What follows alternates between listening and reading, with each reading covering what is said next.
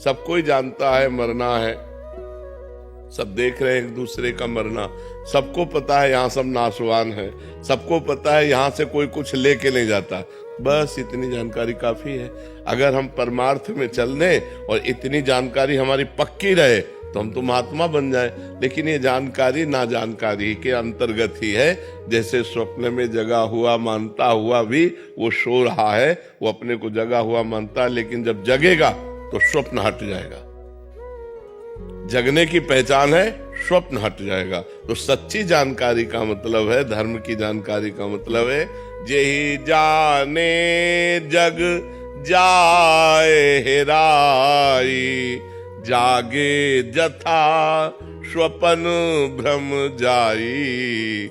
जो जान गया तो उसके सामने से संसार ऐसे गायब हो जाता है जैसे स्वप्न का पूरा दृश्य जागने पर गायब हो जाता है। फिर दिखाई क्या देता है? सिय राम में सब जग जानी, करूं प्रणाम जोरी जुग पानी। तो हम अपनी जानकारी को सत्य बनाएं, हम अपनी जानकारी का प्रयोग कर सके, इसलिए खूब नाम जप करो और ब्रह्मचर्य का जरूर ध्यान दो।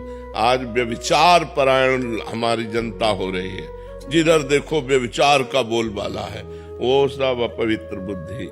अध्यात्म को धारण करने के लिए गृहस्थ में है तो उचित ब्रह्मचर्य और विरक्त में है तो पूर्ण ब्रह्मचर्य। ब्रह्मचर्य के बिना, ब्रह्मचर्य जीवन की नींव है। ये आजकल नए नए सब जितने बच्चे हैं ना, गर्लफ्रेंड बॉयफ्रेंड हस्तमैथुन ये वो सब नष्ट किए दे रहे हैं अपने आप को। ये क्या है? मनुष्य जीवन का उपहास कर रहे हो, देव दुर्लभ मनुष्य जीवन का उपहास कर रहे हो। बड़े भाग मानुष तन पावा, सुर दुर्लभ सद ग्रंथन गावा। साधन धाम मोक्ष कर द्वारा, पाई न जे परलोक संभारा। सो परत्र दुख पावई, सिर धुनि धुनि पछताए। काल ही कर्म ईश्वर मिथ्या दोष लगाए। इसलिए खूब नाम जप करो। जी। अमित पांडे जी, प्रयागराज से। राधे राधे महाराज जी। महाराज जी, आत्मज्ञान और अध्यात्म मार्ग में सबसे बड़ा अंतर क्या है? इसमें कौन सा मार्ग हमें उसी को तो अध्यात्म कहते हैं। आत्मज्ञान को ही तो अध्यात्म कहते हैं। अध्यात्म कहते किसे? कोई अंतर? वही तो जल वार तोय पानी, इसमें कौन श्रेष्ठ है? बात तो एक ही है ना, जल वार तोय पानी। हम पानी के ही पर्यायवाची शब्द कह रहे। तो आत्मज्ञान, भगवदानंद, अध्यात्म मार्ग, अध्यात्म ज्ञान, ये एक ही बात तो है।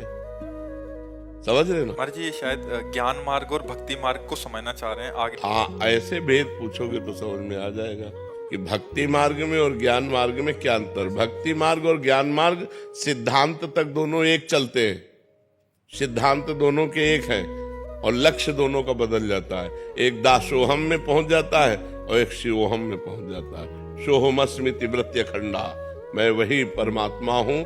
ज्ञान मार्ग में अनुभव होने लगता है अहम ब्रह्मास्मि। लेकिन भक्ति मार्ग में दास दासोहम, मैं भगवान का दास हूँ, भगवान के दासों का दास हूँ। इतना अंतर। सिद्धांत दोनों के एक ही है, संयम नियम के सिद्धांत दोनों के एक ही हैं, भगवत चिंतन आत्मचिंतन के सिद्धांत एक ही हैं, लेकिन परिणाम दोनों का जो अलग अलग चिंतन का हो जाता है। एक का चिंतन होता है तत्वमसि, तत्वम आशी, और एक का चिंतन होता है दासोहम, मैं भगवान का दास हूँ, या दास दासोहम, मैं भगवान के दासों का दास हूँ। इतना अंतर हो जाता है। समझ पा रहे हो? साधन मार्ग थोड़ी दूर तक एक जैसा चलता है, चाहे वो भक्ति मार्ग का हो चाहे ज्ञान मार्ग का हो। यम नियम संयम, इंद्रियों का दमन, मन का दमन, ब्रह्मचर्य व्रत, निरंतर सतोगुण सेवन, निरंतर शास्त्र स्वाध्याय, शास्त्र चिंतन, संत समागम, ये सब दोनों का एक जैसा चलेगा। लेकिन चिंतन फिर अलग अलग हो जाता है। एक का आत्म चिंतन होता तो तत्वमसि में, अहम ब्रह्मास्मि, और एक का दास दासोहम, मैं भगवान का दास हूँ, भगवान का सखा हूँ, भगवान हमारे मित्र हैं। कई तरह के भाव हैं हमारे भक्ति में। भगवान के रिझाने के शांत, दास्य, सख्य, वात्सल्य और गोपी सहचरी, ये भावों के द्वारा हम भक्ति का आनंद लेते हैं। इसमें कई भाव, उसमें एक ही भाव है, अहम ब्रह्मास्मि, और वो सत्य है, कोई इसमें अंतर नहीं है। दोनों मार्ग सत्य है, दोनों का परिणाम एक ही निकलेगा जाके। जब फल निकलेगा तो भगवदानंद, परमात्मानंद, आत्मानंद, विज्ञानानंद, अखंडानंद, जो भी कहो वो एक ही है। जैसे घाट अलग अलग है, यमुना स्नान एक ही है, यमुना जी एक ही है जी। ईशान शर्मा जी बेंगलोर से।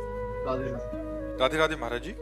महाराज जी, किसी संत या गुरु के समीप अगर हृदय में डर का आभास हो तो इसका क्या अर्थ? बहुत अच्छा है, बहुत अच्छा है। जो गुरु और संत से डरते हैं वो अभय हो जाते हैं, वो माया से फिर नहीं डरते।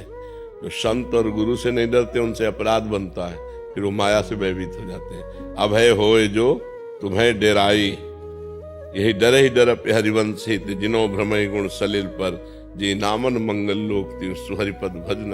अपने साहब से डरना चाहिए, अपने गुरुदेव से डर लगे, कहीं हमसे कोई ऐसा अपराध न बन जाए कि हम गुरुदेव के सामने जाने लायक न रहे, कहीं हमसे कोई गलती न बन जाए, तो डर होना चाहिए, गुरुदेव का डर होना चाहिए। हम संसार में कभी कहीं भयभीत नहीं हुए, लेकिन अपने गुरुदेव से डरते हैं।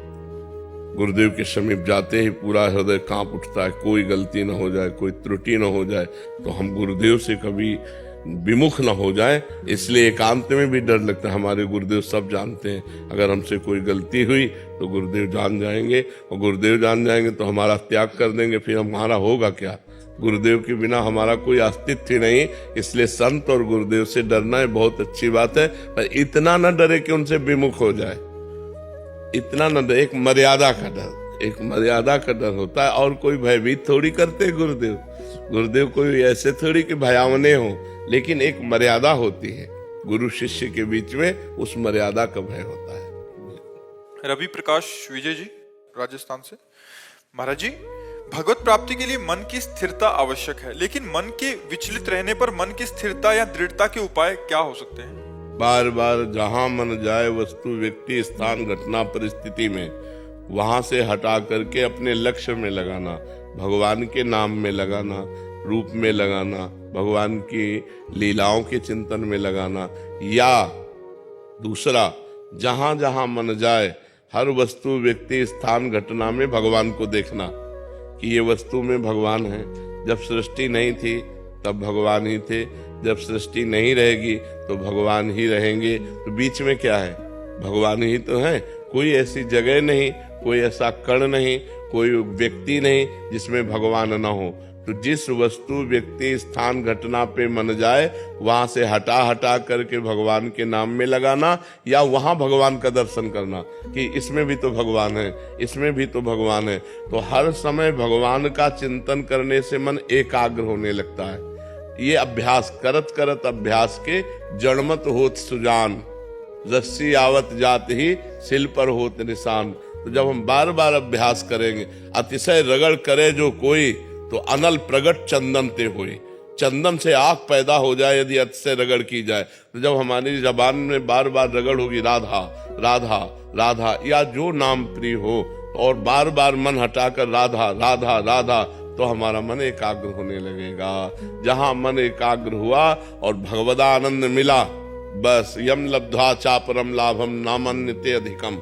इससे अधिक कोई लाभ नहीं है। जिस समय भगवदानंद की अनुभूति होती है, उस समय फिर मन कहीं जाता ही नहीं। ब्रह्मादिक के भोग सब, स्वर्गलोक मर्त्यलोक की तो बात जाने दो, ब्रह्मलोक के भी भोग विष के समान लगते हैं जिसको भगवदानंद की अनुभूति होती है। ब्रह्मादिक के भोग सब विषम लागत ताय, नारायण ब्रज चंद की लगन लगी है जाए। इसलिए खूब नाम जप करो, बार बार मन को हटा हटा करके नाम में लगाओ, तो इस अभ्यास से धीरे धीरे वश में हो जाएगा। मोहित सेठी जी गुरुग्राम से। राधे राधे महाराज जी। श्री हरिवंश। महाराज जी, पहले 25 वर्षों तक आर्थिक कठिनाइयों के कारण मैंने पढ़ाई और अब ऑफिस के काम को ही श्रेष्ठ कर्म मानकर अब तक जीवन बीता, बस इस आशा में कि परिवार को संभालूं। लेकिन जब से आपको गुरु स्वीकार किया, तब से समझ आया कि जीवन का एकमात्र लक्ष्य भगवान को पूर्ण रूप से समर्पित होना है। महाराज जी, अब इस ओहदे पर पहुंच चुका हूं कि जहां रोज 13-14 घंटे काम करना पड़ता है, और साथ में नाम जप में महाराज जी बहुत कठिनता आ रही है। केवल 1 ही घंटा दिन में दे सकता हूँ नाम को। महाराज जी, अभी मन में पीड़ा होती है, चिंता होती है, डर भी होता है। लेकिन 14 घंटा हर समय आप बोलते तो नहीं रहते ना, क्रियाएं भले कर सकते हैं, कोई भी क्रिया, और उसमें भी हमें मिनट सेकंड का तो समय मिलता है ना। उस मिनट सेकंड को राधा राधा राधा, और पूरे के पूरे 14 घंटे भगवान को समर्पित कर देना। ये कर्म समर्पण हो जाएगा और भगवान, हृदय से भगवान के आश्रित हो। जो शेष समय मिले आपके 14 घंटे में, उसमें राधा राधा राधा राधा राधा राधा, उसमें नाम जप करो। और जो 14 घंटा के बाद 6 घंटा सोने में समझ लो, तो 14 6 कितने हुए? 20 हुए। तो 4 घंटे तो अभी बचे, वो 4 घंटे कहां दोगे?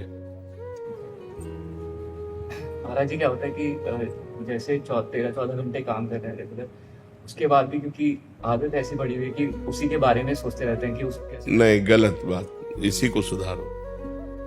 वो स्थायी चीज नहीं है। मरोगे तो ना ऑफिस जाएगी और ना ये सब कार्य जाएंगे तुम्हारे।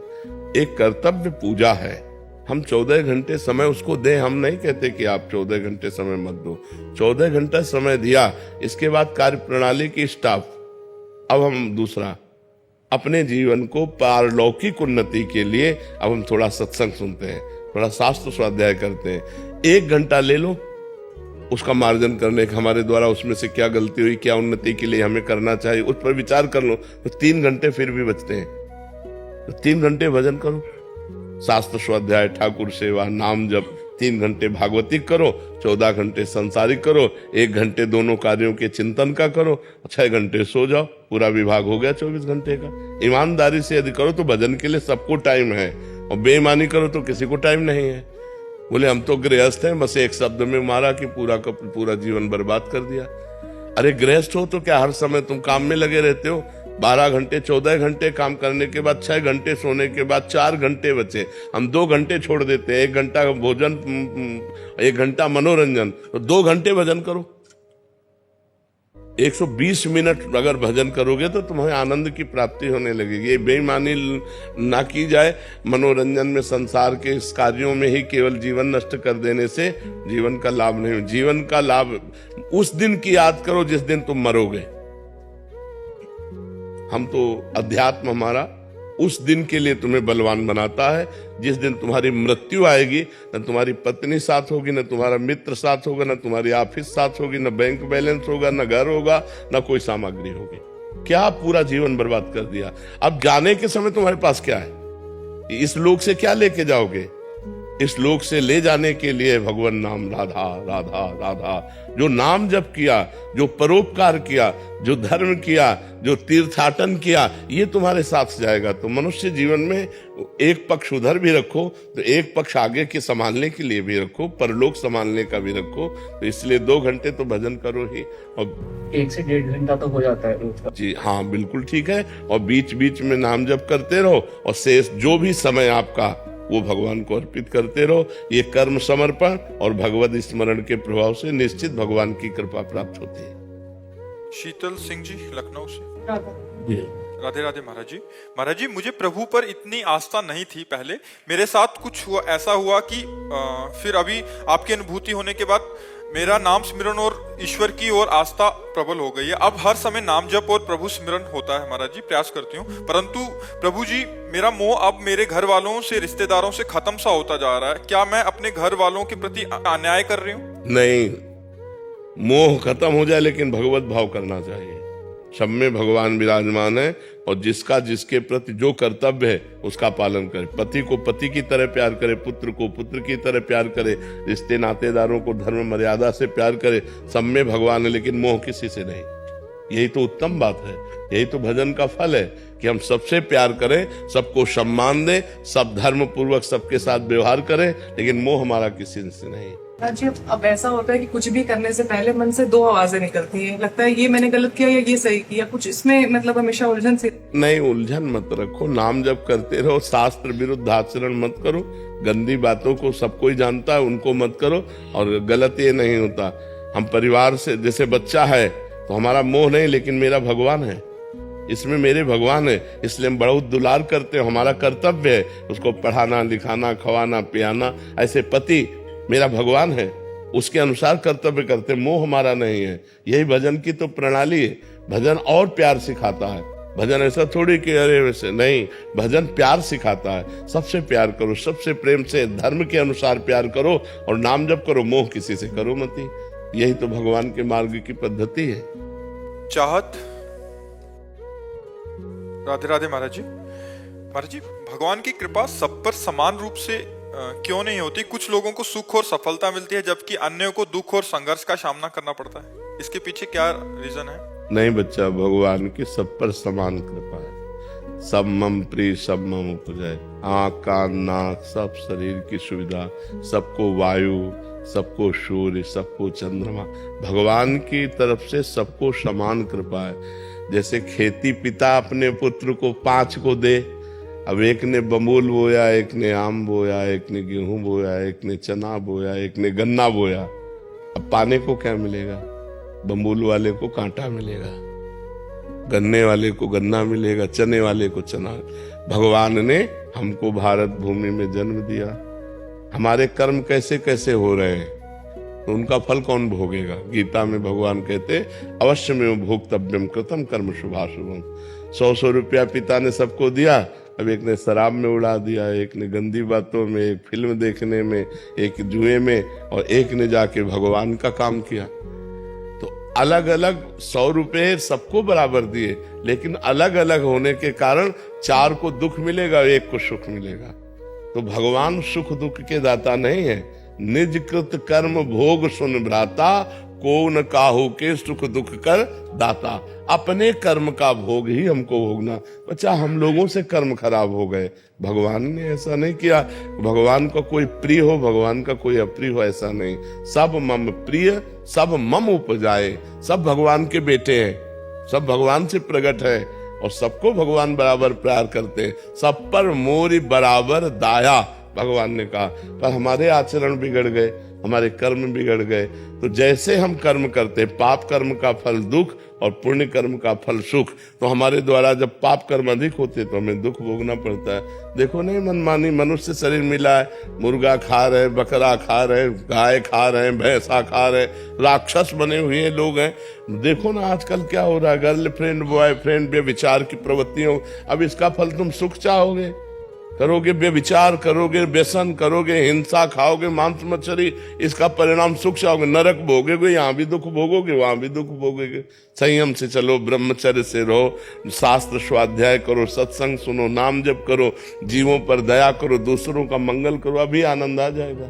तो आनंद का मार्ग है इधर और चल रहे हैं इधर, तो फिर कैसे आनंद प्राप्त होगा? पर मार्ग हमारे सब प्रभु के बनाए हुए हैं। हमारे प्रभु ने सब मार्ग बनाया। नरक का मार्ग भी भगवान ने बनाया, वैकुंठ का मार्ग भी भगवान ने बनाया, स्वर्ग का मार्ग भी भगवान ने बनाया, आपको भी भगवान ने बनाया। अब आप चलना किस मार्ग में चाहते हो? सब मार्ग आपके सामने। आप भूत बन सकते हो, आप देवता बन सकते हो, आप महान बन सकते हो, आप नीच बन सकते हो। जैसे आचरण करोगे वैसे बन जाओगे, इसमें भगवान की बात नहीं। समझ पा रहे आप? ओम प्रकाश शर्मा जी। श्री हरिवंश महाराज जी। महाराज जी, आपके चरणों में कोटि कोटि प्रणाम। महाराज जी, अभी एक एकांतिक में ये सुनकर थोड़ा सा संशय हुआ कि किसी ग्रंथ का गायन केवल पवित्र अवस्था में ही किया जाना चाहिए। महाराज जी, परंतु उपासक सुबह संपूर्ण दिनचर्या, शौच स्नान, शारीरिक व्यायाम आदि 84 जी मन ही मन करता है। महाराज जी, गायन और मानसिक चिंतन में अलग बात होती है ना।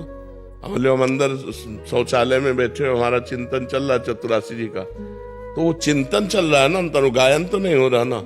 लेकिन 84 जी का गायन लेटरिन में बैठ के करोगे क्या? 84 जी का गायन लेटरिन के पवित्र कपड़ों में करोगे क्या? चिंतन हम भगवान का कर सकते हैं, चिंतन हम पद का कर सकते हैं, लेकिन जब हम गायन करेंगे 84 जी लेकर तो मर्यादा से करेंगे। आसन पे बैठ करके, या पवित्र वस्त्र है तो हम चलते फिरते भी गुनगुनाते हुए चल रहे हैं, अपवित्र वस्त्रों में नहीं, अपवित्र दशा में नहीं। गायन नहीं कर सकते अपवित्र दशा में। सुधा निधि, 84 जी, रामचरितमानस, श्रीमद् भागवत, ये सब समान हमारे धर्म ग्रंथ हैं। इनको पवित्र अवस्था में हम गायन कर सकते हैं, अपवित्र अवस्था में हम चिंतन कर सकते हैं। चिंतन मन के द्वारा किया जाता है, गायन वाणी के द्वारा उच्च स्वर में किया जाता है। अब पता चला कि आप शौच हुई, आप पवित्र कपड़ों में सुंदरकांड का पाठ कर रहे हो, वो सुंदरकांड का पाठ ही करने का उसमें विषय था, हमको अपवित्र दशा में सुंदरकांड का पाठ नहीं, पवित्र दशा में। हमारे धर्म ग्रंथ है, ये पवित्र दशा में इनका गायन करें, अपवित्र दशा में इनका चिंतन कर सकते हैं, अपवित्र दशा में नाम जप कर सकते हैं, लेकिन धर्म ग्रंथों का गायन नहीं। हमने तो पादुका हम सेवा करते हैं ना, पादुका पैर के हमने तो वाणी जी को लेके हमने पद याद किए थे उस टाइम में, या फिर हमको इस वो करते हैं तो पादुका पहन के हम तो उनको याद। बाथरूम में नहीं, बाथरूम की पादुका अलग होती है। सेवा स्थान है जहाँ पे विद्यालय में हम बच्चों को पढ़ाते हैं, वहाँ पे हमने पद याद किए थे, तो हम पादुका पहन के सारी वो पादुका बाथरूम में गई। नहीं पादुका नहीं। तो बस शौच और बाथरूम की अलग पादुका होती है, और ऐसे पादुका का अलग अलग समय में सत्संग में उसका विवरण किया गया है कि जैसे हम यात्रा कर रहे हैं और हमने शौचालय में जो बाथरूम वो पादुका नहीं है, तो मंत्र भी जप सकते हैं, उसमें पाठ भी कर सकते हैं। अपवित्र दशा में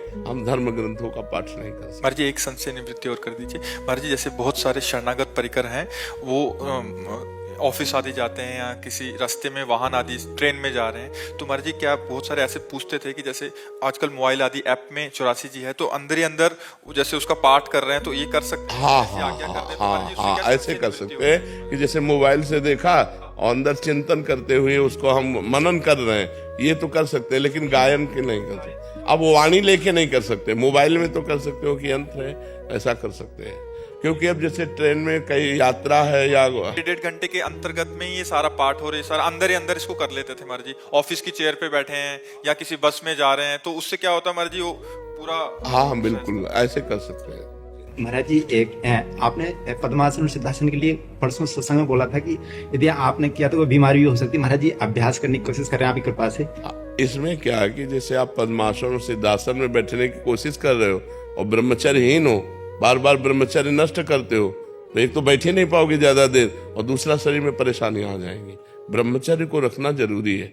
गृहस्थ है तो संतानोत्पत्ति के लिए ब्रह्मचर्य का खंडन करे, व्यभिचार की कहीं आज्ञा नहीं शास्त्रों में। संतानोत्पत्ति के लिए नहीं तो ब्रह्मचर्य से। ये जीवन मोक्ष के लिए मिला है, ये जीवन कल्याण के लिए मिला है, पतित करने के लिए नहीं मिला। सौरभ जी फरीदाबाद से। राधे राधे महाराज जी। महाराज जी कोई भी आध्यात्मिक कार्य के समय जैसे नाम जप से 84 जी का पाठ के समय मन बहुत ज्यादा संसारिक विषयों में भागता है महाराज जी, इतना तो वो दैनिक कार्यों के समय भी हाँ ऐसा ही अनुभव होता है। किसका है प्रश्न? हाँ, वो भागता नहीं है, डिलीट होता है उसमें जो भरा हुआ है। जैसे मोबाइल में कोई मैसेज डिलीट होना हो तो पहले सामने आता है ना, तो ऐसे जब वो संसारिक कार्य करता है तब वो कवर करता है, अंदर अपने लेता है। जब हम नाम जप करते हैं, ध्यान में बैठते हैं, भगवत चिंतन करते हैं या भगवत पाठ करते हैं, तो उस जैसे वो चिप है ना, ऐसे एक मन है भागवतिक चिप, अनंत जन्मों में जो हुआ है वो सब भरा, पूरा का पूरा डिलीट करना है। तो जितना हम नाम जप करते हैं उतनी गंदी गंदी बातें जो हम सोचना भी नहीं चाहते, देखना भी नहीं चाहते, करना भी नहीं चाहते, वो भी सब बातें उससे निकलती। कभी ऊट पटांग की बातें निकलती, कभी भूत की, कभी भविष्य की चिंता की। तो हमको उसको शांत भाव से रहना, निरपेक्ष दृष्टा भाव। हमको ना तो परेशान होना है और ना अच्छा लगना चाहिए। बिल्कुल दृष्टा भाव से अपने कार्य में हम मगन है, नाम जप करने में। वो फेंक रहा है गंदी बातें, वो निर्मल हो रहा है। जितना निर्मल होता जाएगा उतना आनंद आता जाएगा। और जहां पूरा निर्मल हुआ तो निर्मल जन मन सो मोहि पावा, मोहि कपट छल छिद्र न भावा। तो हमको ये देखना चाहिए हमारे मन रूपी चिप से ये सब डिलीट हो रहा है, आ नहीं रहा। आता तब है जब हम भगवान से विमुख होकर के क्रियाएं करते हैं, तो सीसी कैमरे की तरह मन सब कवर करता रहता है। और जब हम भगवान का भजन करते हैं तब वो सब डिलीट होती रहती है। तो कवर करना कम करो, हम नाम जप हर समय करते हुए क्रियाएं करें, देखना सुनना सब में भगवान की भावना करें, तो हमारे मन में अच्छी चीजें जा रही हैं। और जो बुरी चीजें भरी है वो डिलीट होती चली जा रही। तभी तो समय लगता है ना, नहीं तो ऐसे तत्क्षण भगवत प्राप्ति हो जाए। एक नाम भगवत प्राप्ति करा दे। एक नाम त्रैलोक ही तारे, जो न ले सो जन्म ही हारे। एक बार जिन नाम ली हित सो होए अति दीन।